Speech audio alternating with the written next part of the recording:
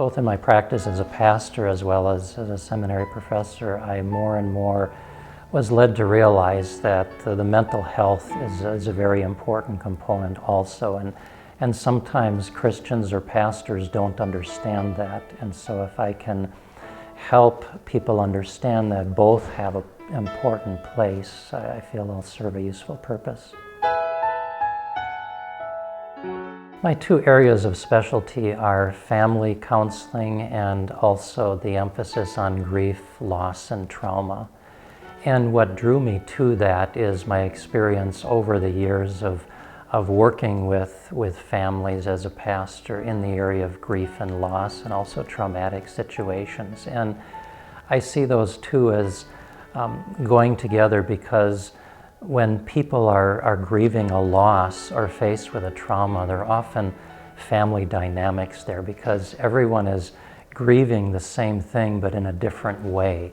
And that's where it's very important to bring the family together and have an understanding of what it is that they're facing and how they can draw together as they grieve this loss or face this difficult situation rather than be fragmented and each go his or her separate way.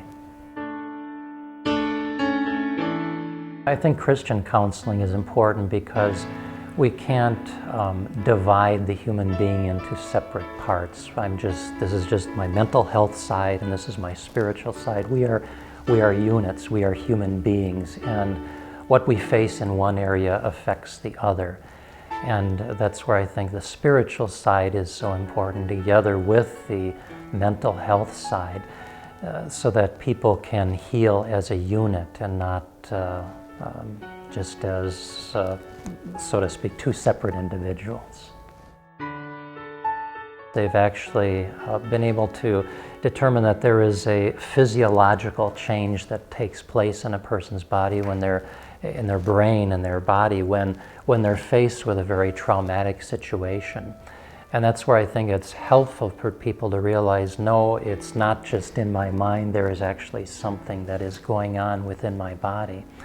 And to help them understand that and then work through it is so important because trauma is really a memory injury. And if we can help them heal the memory side of it, they'll begin processing it in a positive way rather than in a negative way. I've seen a lot of positive things come out of counseling sessions where people are healed, where they are restored to a healthy functioning in life, where they can approach the situation, especially I'm looking at it from the perspective of grief, loss, and trauma, where it's no longer something that identifies them, but something that happened to them, and that they can work through and have some positive things come out of it.